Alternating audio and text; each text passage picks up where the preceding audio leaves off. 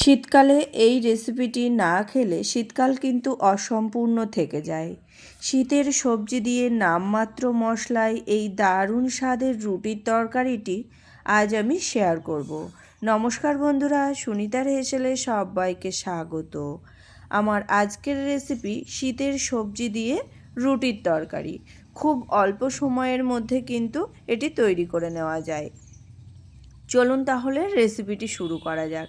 এখানে দেখুন আমি ওভেনে একটা কড়াই বসিয়ে দিয়েছি। কড়াইতে দিয়ে দিয়েছি পরিমাণ মতো তেল। আর এই সবজি রান্না করতে কিন্তু খুব বেশি তেলের প্রয়োজনও হয় না। এখানে আমি 2 টেবিল চামচ পরিমাণে তেল দিয়ে দিয়েছি।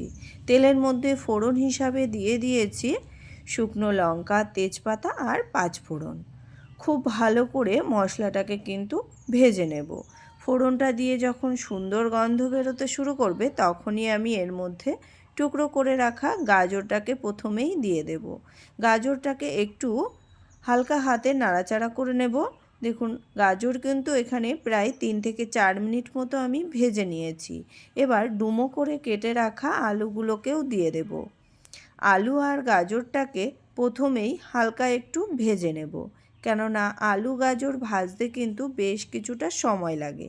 সেই কারণেই এখানে দিয়ে দিয়েছি পরিমাণ মতো লবণ আর দিয়ে দেব পরিমাণ মতো হলুদ গুঁড়ো। খুব ভালো করে লবণ আর হলুদ গুঁড়ো দিয়ে এই আলু আর গাজরটাকে কিন্তু মিনিট 5 সময় ধরে একটু ভেজে নেব।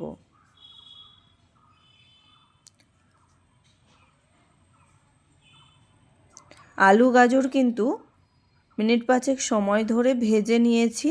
এবার এর মধ্যে দিয়ে দেব আমি 1 ইঞ্চ মতো আদা গ্রেট করে নিয়েছিলাম, সেই আদা গ্রেট এখানে দিয়ে দেব।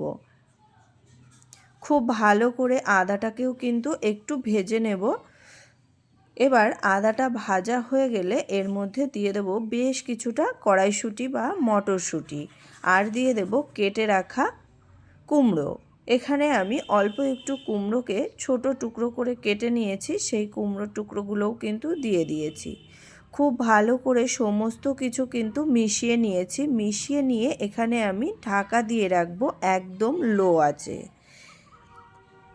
আঁচে প্রায় 5 মিনিট মতো আমি ঢাকা দিয়ে রেখেছিলাম। দেখুন হালকা একটু জল বেরোতে শুরু করেছে। এবার আমি এটাকে আবারও খুব ভালো করে একটু মিশিয়ে নেব।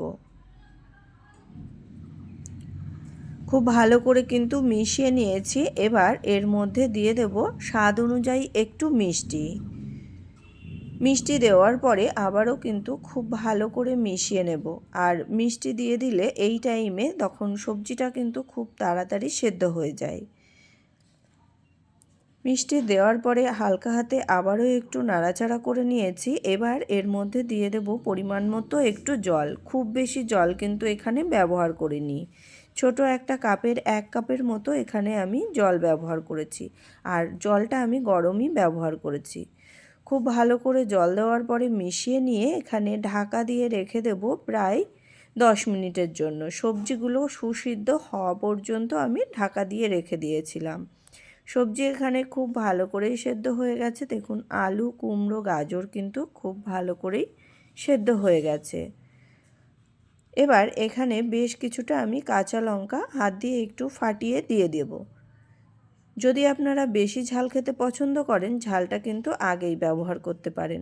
তবে এই রকম সবজিগুলোতে ঝাল কিন্তু বেশি ভালো লাগে না, সেই কারণেই আমি এখানে পরে ঝালটা ব্যবহার করেছি। এখানে দিয়ে দিয়েছি সামান্য একটু ভাজা মশলা আর দিয়ে দেব ছোট একটা চামচের 1 চামচ ঘি। খুব ভালো করে সমস্ত কিছু মিশিয়ে নিয়ে তরকারিটাকে কিন্তু হালকা একটু খুন্তি দিয়ে ঘেঁটে দেব। এবার আবারও কিন্তু আমি 5 মিনিটের জন্য একদম গ্যাসের আঁচটা লোতে রেখেই ঢাকা দিয়ে নিলেই কিন্তু আমাদের রুটির তরকারি একদম রেডি। এই তরকারি বানাতে কিন্তু খুব বেশি সময় লাগে না, আর এটা কিন্তু একদমই সিম্পল একটা রেসিপি। এটা কিন্তু রুটি, লুচি, পরোটা সবারই সঙ্গে খেতে ভীষণই ভালো লাগে। খুব অল্প সময়ের মধ্যে কিন্তু শীতের সবজি দিয়ে আমাদের সুস্বাদু রুটির তরকারি কিন্তু একদম রেডি।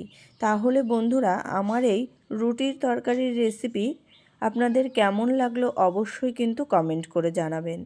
যদি ভালো লেগে থাকে তাহলে একটা লাইক করবেন আর সাবস্ক্রাইব করে পাশে থাকার অনুরোধ রইল। আজকের মতো এই পর্যন্তই, আবার দেখা হবে নতুন কোনো রেসিপি নিয়ে। ভালো থাকবেন, সুস্থ থাকবেন। ধন্যবাদ।